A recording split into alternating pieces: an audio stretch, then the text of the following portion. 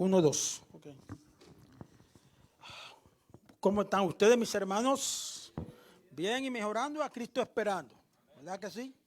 Hoy no vengo a cantar. Hoy pues vengo a tratar de entonar un himno, pero lo voy a hacer instrumental, una armónica. Para la gloria y la honra de Dios. Dice allá el Salmo 150. Dice el Salmo 150 que debemos de alabar a Dios con toda clase de instrumentos siempre que lo agrademos a Él. Dice que todo lo que respire, alabe a Dios. Y voy a tratar de cantarle un himno que habla del amor de Dios.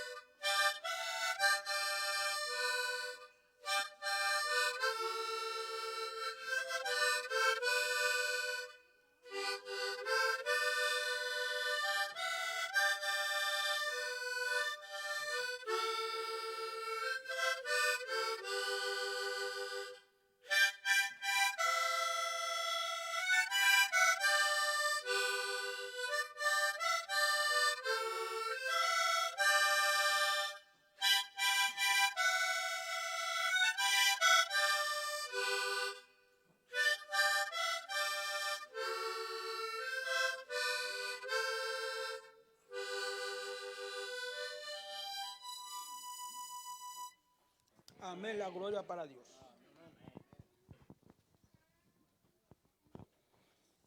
A Dios sea la gloria, ¿no? Y gracias, hermano Carmelo, por honrar el nombre de nuestro Dios. Me recordó a mi niñez ese instrumento, ¿no? Dios es bueno. Vamos a pasar a la meditación de esta mañana. Hace unos días apenas una hermana me decía, pues yo no sabía que el hermano Miguel era hermano del pastor. Y yo creo que todos sabemos, o hay alguien que no sabía. Pues él es el hermano Miguel Zelaya, que es hermano del pastor. Y él va a traernos el mensaje de esta mañana, así que seamos reverentes a la palabra de nuestro Dios.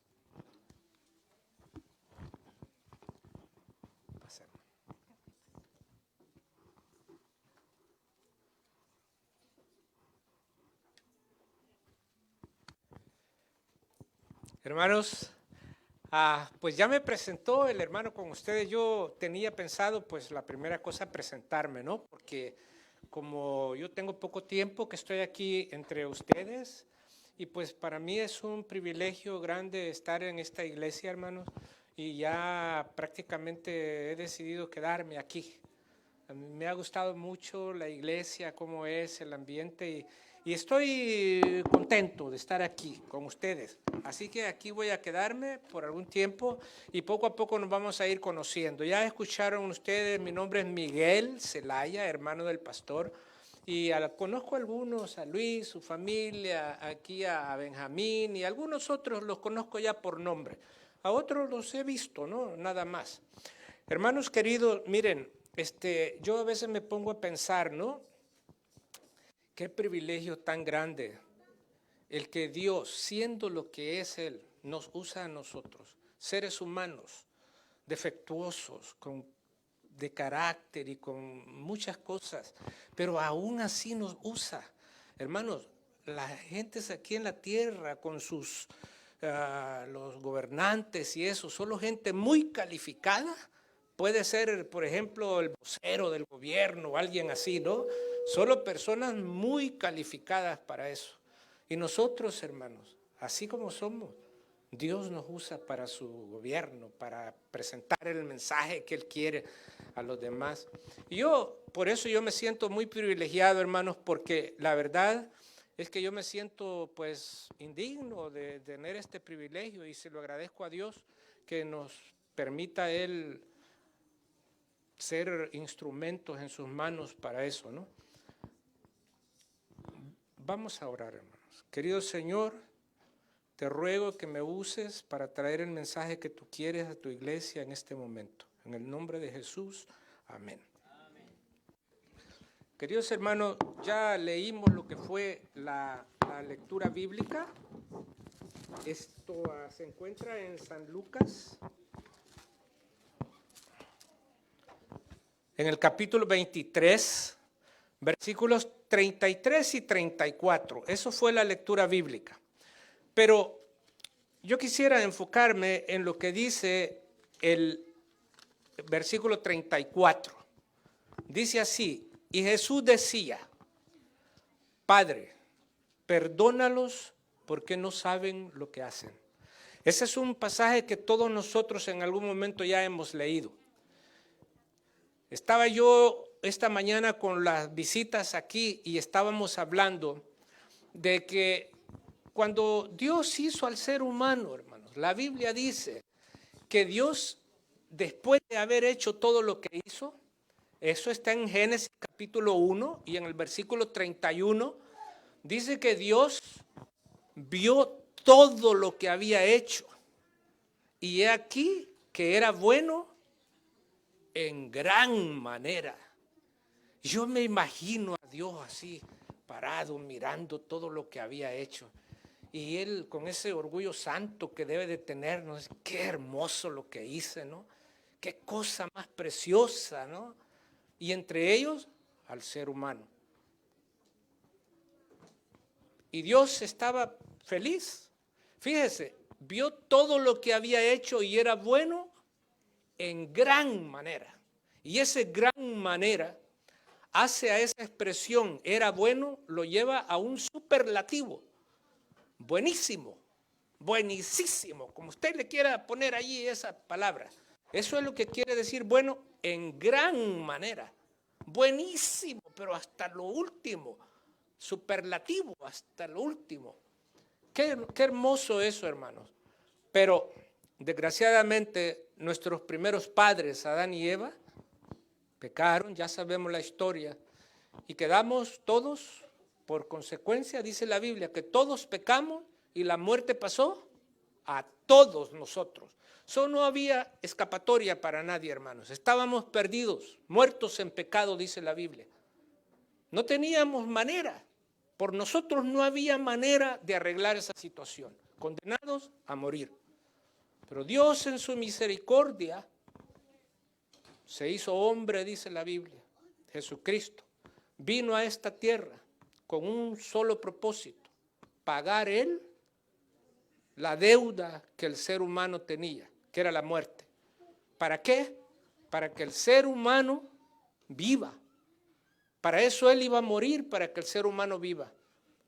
El que no pecó, el que no merecía la muerte, Él la toma. Y el que no merecía vivir, que éramos nosotros, ahora podemos vivir porque Jesucristo hace posible eso. Ahora, hermanos, a Jesucristo lo crucificaron. Imaginemos, veámoslo allí en la cruz. Sus pies clavados, sus manos clavadas. Ya no podía él ir a lo que hacía cuando estaba acá. Imaginémonos, hermanos, a Jesús, mientras él vivió aquí en esta tierra, estuvo siempre buscando a los perdidos. Esa era su misión. Para eso usaba él sus pies, para caminar, buscando al necesitado, al enfermo. Sus manos las usaba para bendecir. Tocaba con sus manos. Había gente que necesitaba sentirse amada y él le daba eso. Ahora está en la cruz, sus pies clavados, sus manos clavadas. Ya no puede él hacer lo que estaba haciendo antes, que los seres humanos lo detuvieron, vamos a decirlo de esa manera. Él está clavado. Pero hermanos, miren, a mí me sorprende algo y yo quisiera que lo analicemos ahora con la ayuda de Dios. Jesucristo habló 7 veces nada más, estando en la cruz. 7 veces. Y la primera, la cuarta y la última son oraciones que él hace en la cruz. Jesucristo vivió una vida de oración, hermanos. Jesucristo, nosotros vemos en los evangelios todo lo que Jesucristo hizo. Sanaba a los enfermos, multiplicó la comida cuando fue necesario. Incluso resucitó a varios, a Lázaro y a la hija de Jairo, que parece que estaba también así. Bueno, hizo muchos milagros y nosotros podemos llegar a pensar que Jesucristo hizo esos milagros porque era Dios.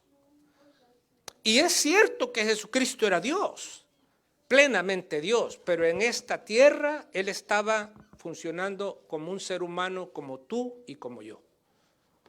Él hizo un pacto con su Padre que vendría a esta tierra, pero aquí en esta tierra Él sería un hombre como tú y como yo, como un ser humano normal. Y nosotros podemos pensar, bueno, Él caminó sobre el mar porque era Dios. Él calmó la tempestad porque era Dios. Él sacó los demonios de los endemoniados porque era Dios. No, hermano, nos equivocamos y pensamos de esa manera. Él era un ser humano como nosotros, pero él dependía de su Padre diariamente en oración. El espíritu de profecía dice que a veces en la noche, cuando todo el mundo dormía, él estaba orando de rodillas. Y cuando amanecía el próximo día, él seguía orando. Estaba de rodillas en el mismo lugar orando. Una vez él iba con sus discípulos y dice el relato que le era necesario pasar por Samaria. Dice, ¿cómo sabía él que allí en Samaria se iba a encontrar con una mujer que lo necesitaba a él y que ese encuentro de él con esa mujer en ese lugar iba a tener una bendición muy grande para mucha gente en Samaria, que iban a conocer a Cristo por esta mujer? ¿Cómo sabía Jesús? Yo pienso, seguramente en la noche cuando estuvo orando, su padre le dijo, pasa por Samaria, es necesario. Hermanos, la vida de Jesucristo fue una vida de oración. Miren, hermanos, nosotros tenemos en la palabra de Dios ¿cómo podemos decir? Un blanco al que debemos alcanzar. como en la vida cristiana, nuestra forma de vivir. Y muchas veces nosotros vemos ese blanco al que debemos alcanzar y empezamos a querer ser así, a luchar para ser de esa manera, como sabemos que deberíamos de ser. Y luchamos y luchamos y luchamos. Y Jesucristo nos enseñó que debemos obedecer a Dios y vencer el mal, vencer el pecado. Eso es algo que ahí está, no podemos negarlo. Pero Jesucristo también nos dio el método, cómo alcanzar eso. No solo nos presentó a dónde debemos de llegar, sino que nos enseñó con su vida cómo podemos llegar allá. Muchas veces nosotros luchando por llegar allá, pero no seguimos el método que Jesús nos enseñó. Miren, hermanos, yo escuché esto que les voy a decir. Un pastor fue a dar unas conferencias en un lugar. Y después, cuando terminó las conferencias, él dice que un hombre joven se acercó con él y le dijo: pastor, yo tengo un problema, yo quiero ser fiel a Dios, quiero hacer las cosas bien, yo de verdad, yo amo a Dios y yo quiero lograrlo, pero no puedo, trato y no puedo. Cuando me doy cuenta estoy fallando, estoy cometiendo un error, es una lucha que tengo, estoy desesperado por esa situación. El hombre era un hombre consciente de que quería ser un buen hijo de Dios y estaba luchando por eso. Pero seguramente no estaba siguiendo el método que Jesús nos dejó a través de la oración. Allí es donde está el poder. Y dice el pastor que él trató de calmarlo, de decirle, pues, explicarle que la vida cristiana era de lucha y había que continuar, ¿no? Dice el pastor que él terminó las conferencias y se tuvo que ir. Y un poco después se dio cuenta de lo que pasó. Dice que este hombre joven de esa iglesia le dijo a su esposa y a sus niños que tenía, que pequeños así, les dijo: miren, ustedes están cansados, merecen unos días de relax, de vacación. Y le dijo: vayan a visitar a su mamá. O sea, a la esposa de él le dijo que fuera a visitar a la mamá, a su suegra, pues. Entonces la mujer con sus niños se fueron a visitar a la señora y él se quedó solo. Y cuando después volvían, había pasado una tragedia. Dicen que este hombre se colgó, se ahorcó. Por la desesperación llegó un momento en que no pudo más y prefirió mejor acabar con su vida por la desesperación a la que había llegado. Y nosotros, hermanos, si nosotros tratamos de alcanzar el blanco sin seguir la forma como Jesús nos enseñó, vamos a desesperarnos, vamos a enloquecer en el intento y vamos a ir de fracaso en fracaso. El pastor que cuenta esa historia dice: lo más triste de esa historia es que ese hombre era el pastor de la iglesia en la que él estuvo predicando. Hermanos, Jesucristo no solo nos enseñó hacia dónde debemos llegar, qué debemos alcanzar. Él nos enseñó el método, orar. Y hermanos, miremos a Jesús allí. Ya no puede ir a buscar al necesitado, pero puede orar. Ya no puede hacer lo que hacía con sus manos, está clavado en la cruz, pero puede orar. Y eso es lo que él está haciendo en la cruz, orando. Y yo a veces me pongo a pensar, hermanos, porque cuando yo nací ya mis padres eran adventistas. Imagínense. Toda mi vida. Y he conocido pastores, he conocido gente. Y hay pastores que ahora en este tiempo ya son ancianos. Ya no pueden hacer lo que hacían antes. Ya no pueden dar las campañas, todo el trabajo que hicieron antes, pero pueden orar. Y nosotros, hermanos, va a llegar un día, o ya no sé si habrá alguien aquí que ya está muy con problemas de la vista, de no sé, cualquiera que sean sus limitaciones físicas. Pero podemos orar, hermanos, y nunca deberíamos nosotros de perder o permitir que algo nos estorbe para que se nos quite ese privilegio que tenemos. Es un privilegio de comunicarnos con Dios a través de la oración. Y Jesús está orando. Pero yo quisiera, hermanos, para no alargar tanto, que nosotros analicemos un poquito la oración de Jesús. San Lucas capítulo 23, versículo 34. Y Jesús decía, Padre, perdónalos porque no saben lo que hacen. Ahora yo les pregunto, hermanos, Jesucristo pide a Dios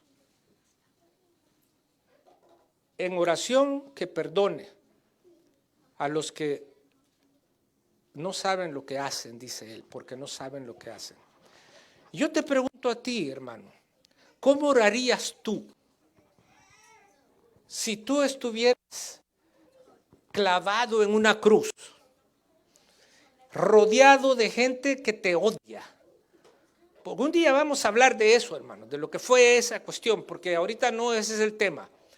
Pero esos que estaban allí alrededor de Jesús lo odiaban. Todos lo odiaban. Estaban injuriando, escupiéndolo. Bueno, los que lo clavaron en la cruz, eso lo hicieron con gozo, con placer, hicieron eso que estaban haciendo. El que le metió la lanza en el costado, lo hizo con gusto. Todos miraban a Jesús como un ser despreciable, que por eso estaba allí en la cruz, porque la cruz era para esa clase de gente, y a él por eso lo pusieron allí. Entonces, hermano, y Jesucristo ora por ellos. Porque yo me pregunto, hermano, ¿cómo orarías tú si estuvieras en una situación que vas por un camino, te aparece un grupo de personas y te empiezan a robar, sacan una arma y te empiezan a apuñalear y tú sabes que te vas a morir? Jesucristo estaba allí y él sabía que ese era su final, allí en la cruz, allí iba a morir él lo sabía. ¿Cómo orarías tú en un momento que estés ya muriendo, que estés muriendo? ¿Cómo orarías? ¿Cómo orarías tú si te caes o alguien, un grupo de alguien malvados van y te agarran y te avientan en un abismo? Y sabes tú que vas a caer abajo y te vas a partir cuando caigas allá. En ese momentito, en esos segundos, ¿cómo orarías tú? ¿Cómo orarías cuando tu carro se anda yendo en un abismo y estás en allí, que ya va para abajo? ¿Cómo orarías, hermano? ¿Cómo oraría yo? Hermanos, Jesucristo era un hombre, un ser humano como tú y como yo. Y él también tenía eso que tenemos nosotros los seres humanos, el instinto de protección, de sobrevivencia, de querer algo bueno. Yo instintivamente pienso que en ese momento la oración sería, Señor, ayúdame, ayúdame. Eso sería, creo yo, la oración de cualquiera de nosotros. Señor, ayúdame en este momento. Y Jesucristo bien pudo haber orado, hermano. Padre, él sabía que debía morir, eso no lo iba a evitar, porque entonces no se hubiera cumplido lo que él había venido a hacer, ¿no? Pero él bien hubiera podido orar, Padre, ayúdame, alivia mi dolor, algo para él. Pero él no ora por él, hermano, no ora por él. Y eso es algo maravilloso y algo que nosotros como seres humanos casi no podemos entender. Jesucristo no ora por él. Fíjense bien, la oración es por otros. Pero él no está orando por su mamá. Él no está orando por sus discípulos.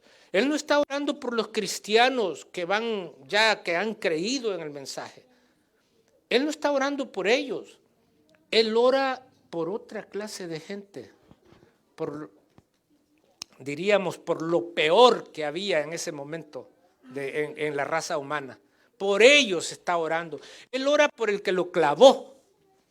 Él ora por el que lo escupió. Hermanos, él ora por sus enemigos. Y yo me pregunto, hermanos, ¿seríamos nosotros capaces de orar por nuestros enemigos? Si ya orar por los amigos no es fácil, hermano. Muchas veces nosotros, ¿cuáles son nuestras oraciones? ¿Por quién oramos? Por mí, bendíceme Señor, bendice a mis hijos, bendice a mi esposa, bendice a mi esposo, danos mi comida, que no nos falte esto, por nosotros, hermano. Ya orar por un amigo, un hermano, no es muy fácil, hermano. Ahora, por un enemigo. ¿Cuántos de nosotros podríamos hacer eso, hermano? Orar por un enemigo. Cuentan por ahí la historia de un muchachillo que la mamá lo había castigado. Oí esa historia. La mamá lo castigó, pero ellos eran cristianos, era una familia cristiana. Y lo castigaron al muchachillo por algo, ¿no? Y entonces en la noche, cuando iban a orar, para ir a acostarse y todo, él dijo, yo quiero orar. Él iba a ser el que iba a llevar la oración. Le dijo, ok, qué bueno, ¿no? Dijo la familia, qué bueno que ore el muchachito, ¿no? Y empezó a orar. Y oró por todos. La mamá lo había castigado. Y él oró por el papá, por sus hermanos, por sus primos, por lo que sea, pero no oró por la mamá. No pidió por la mamá. Y cuando terminó la oración dijo, amén. Y abrió los ojos y vio a la mamá. Y le dijo, espero que te diste cuenta que no oré por ti. Hermano, yo me pregunto, cuando nosotros oramos, hermanos, y terminamos de orar, ¿a cuántas personas podríamos vernos así decir, espero que te hayas dado cuenta que no oré por ti? Hermanos, miren, hermanos, yo oí la historia de un cantante español, un muy buen cantante ese hombre, una voz tremenda, pero él murió en un accidente de carro. Y entonces, cuando lo encontraron, el carro desbarrancado donde estaba, todos los hierros, todos así, y él en medio de esa situación, estaba muerto, él murió así.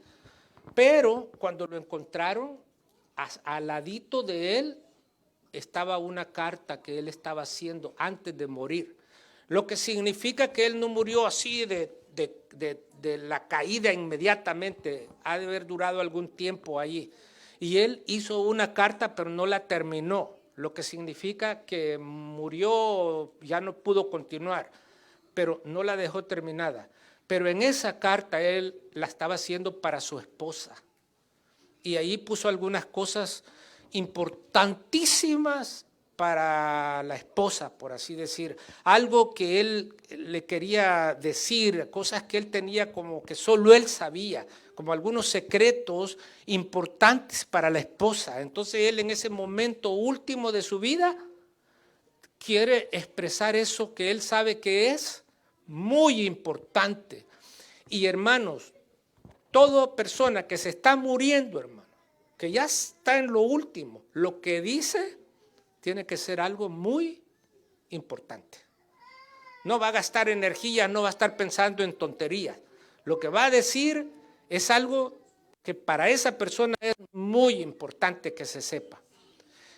Y Jesucristo estaba aquí muriendo y él habló 7 veces en la cruz, y en esas 7 veces que habló Jesús está, podríamos decir, resumido lo que fue la vida de Jesús o el Evangelio.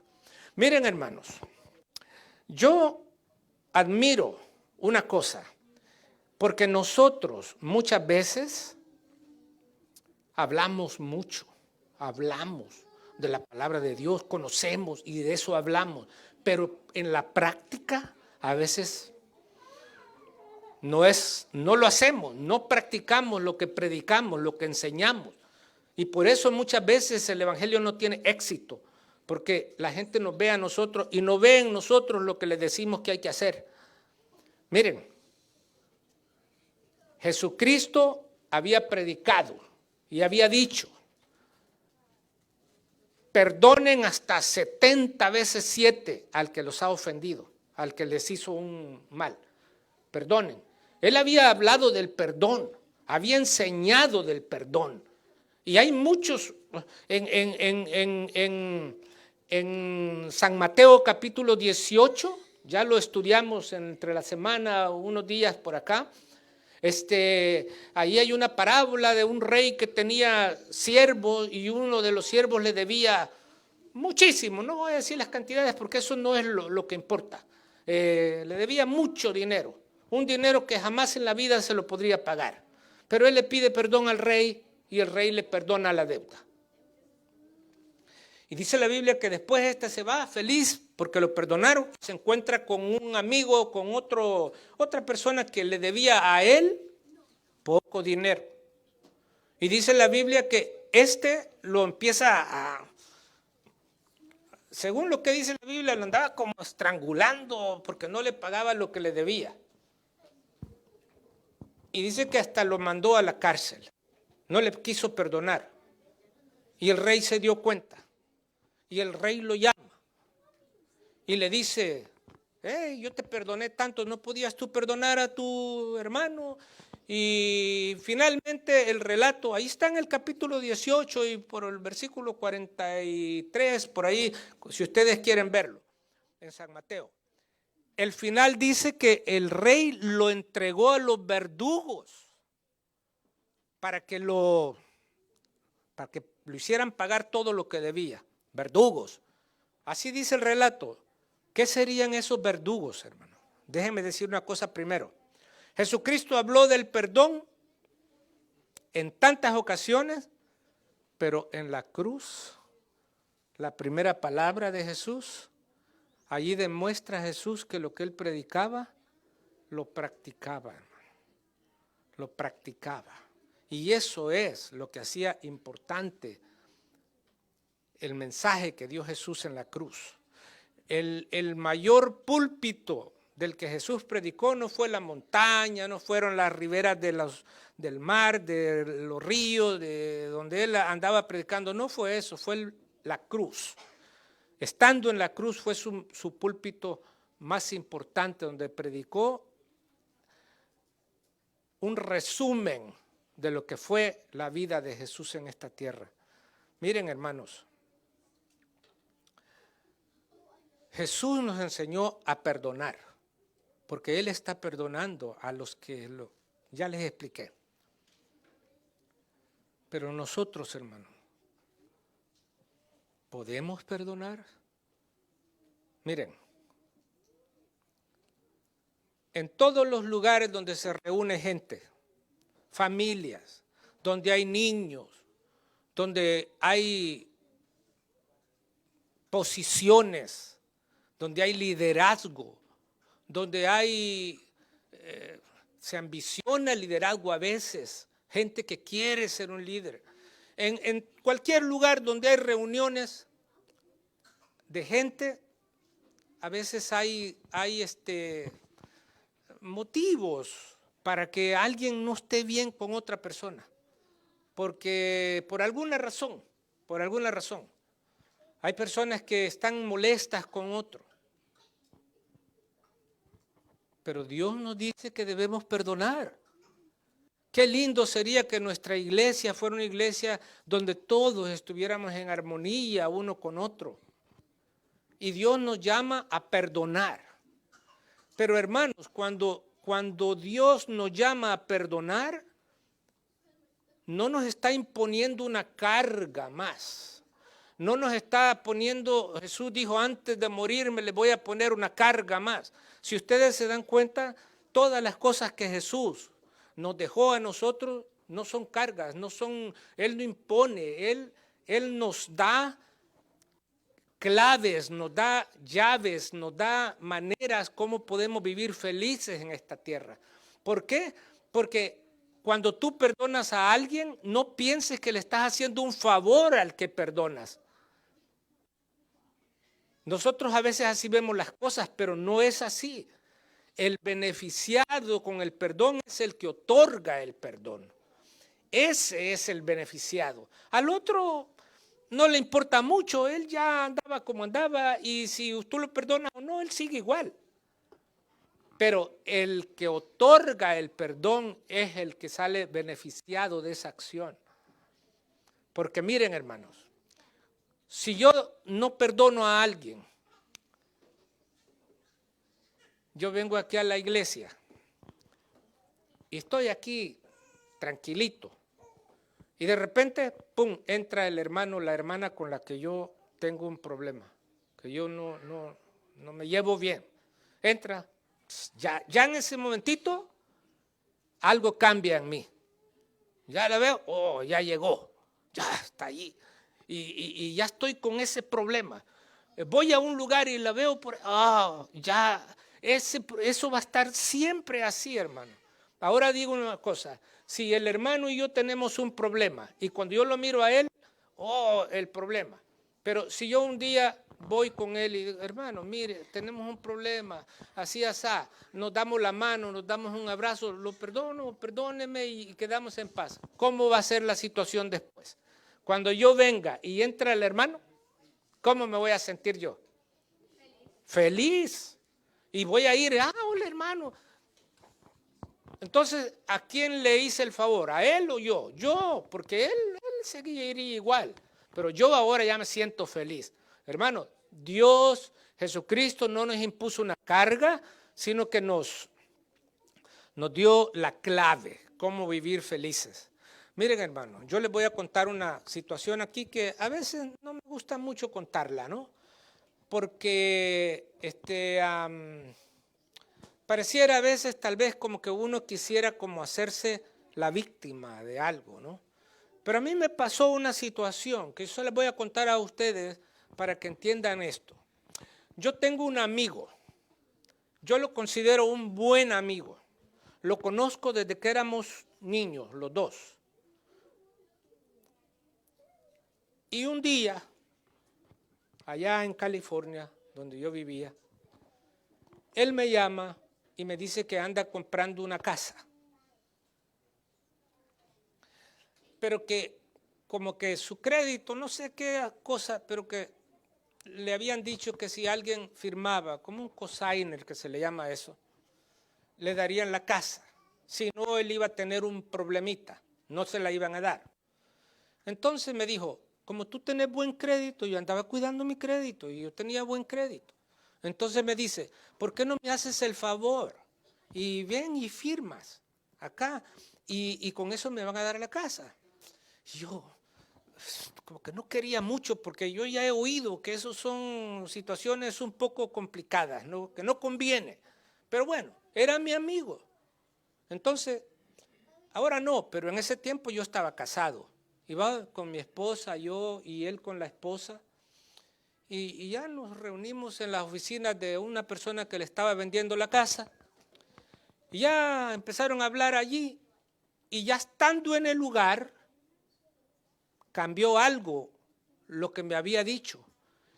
Y salieron con que los pagos le iban a salir a no sé cuánto, pero por su crédito, pero que si la casa la salía a mi nombre, le iba a salir menos los pagos a él. Entonces me empezaron a decir, mira, ¿por qué no la que firma como si es tuya, pero pues tú solo eso vas a hacer? Yo voy a hacer los pagos, y me dijo el hombre que le andaba vendiendo la casa, en 2 años van a ver que él hace bien los pagos y en 2 años se puede hacer el traspaso para él y todo ya queda normal, ¿no? Ok, y yo ya en el lugar estaba feo para mí decir no. Entonces, bueno, comprometido y eso, ok, firmé y ya, todo bien, le dieron la casa. Y yo me fui a mi lugar y él se quedó en la casa, ¿no? Bueno, fue pasando el tiempo. Cuando ya se acercaba lo de los 2 años, yo le dije a él, mira, ya van a ser, no, él me habló primero, ya me acuerdo, él fue el primero que me habló y me dijo, mira, Miguel, ¿por qué no hacemos una cosa? fíjate que la casa, y me empezó a poner como que ya no estaban a gusto allí en esa casa, y me dice, ¿por qué no te quedas tú con la casa? Al fin que la casa está a tu nombre, mejor síguela pagando tú. Entonces yo le digo, mira, yo no quiero, porque esa casa no está donde yo quiero, no es la clase de casa que yo quiero. El día que yo quiera agarrar una casa, yo la voy a buscar a mi gusto, en otro lugar, ¿no? Donde yo quiera. Entonces, sí, pero es que la casa, y ya empezó con una situación que la casa no la quería, que algo así, ¿no? Entonces ya empezamos en una situación allí de un problemita total, hermanos. Ya no pagó, ya no quería la casa, ya no pagó. Y empezó un problema, llegarme a mí los cobros de la casa. Yo no, pues si esa casa es tuya, tú la vas a pagar. Y entramos en una situación así. Finalmente, hermano, se salió de la casa y la casa la reposeyeron el banco. Y yo tuve que irme en bancarrota, hermanos, para salir de ese gran problema en el que estaba. Imagínense ustedes, hermanos, cómo me sentía yo con él. ¿Cómo se hubiera sentido usted con una persona que hiciera eso? Y por un tiempo, hermanos. Y luego, aquí viene otro asunto. La familia se dio cuenta. Y eso, si solo yo supiera, sería cosa mía, ¿verdad? Pero ya cuando la familia sabe, ya la familia también, la presión, ¿no? Y si yo hablaba con él, ¿le sigues hablando? Qué tonto, que esto y que el otro, ya ves como lo que ha hecho y todavía. Entonces, bueno, por algún tiempo yo no me llevaba bien con él, por esa situación que había pasado. Y cualquiera podría decir, tenía razón, había pasado un problema. Pero hermano, yo no era feliz.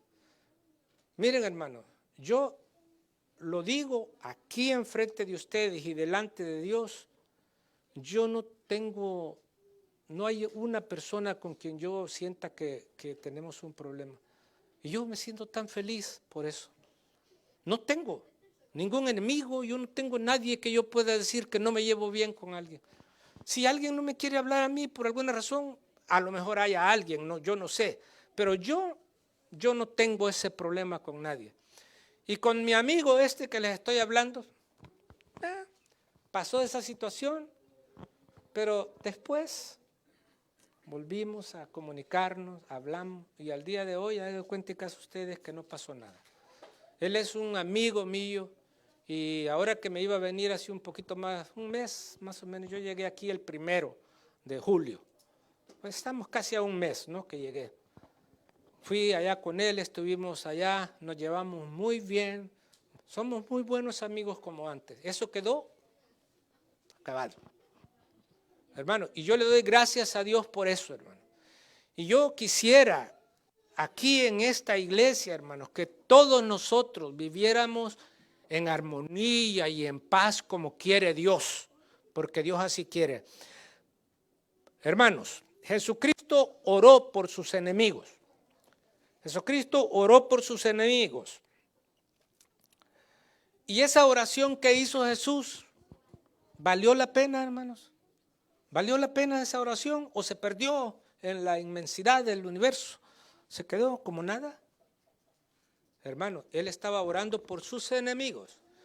Y como 50 días después, el día de Pentecostés, si ustedes saben la historia en Hechos capítulo 2, cuando vino el Espíritu Santo sobre los discípulos y empezaron a predicar, dice que Pedro predicando empezó a predicar a los judíos, a la gente que estaba allí. ¿Quiénes eran los que decían crucifícale a Jesús? Los judíos. Y esos eran los que estaban allí en esa plaza donde Pedro estaba predicando. Y Pedro dice, ustedes lo crucificaron. Y dice la Biblia que vinieron 3,000. En ese momento, después de ese sermón, vinieron y entre esos 3,000 seguramente venían algunos de los que lo crucificaron.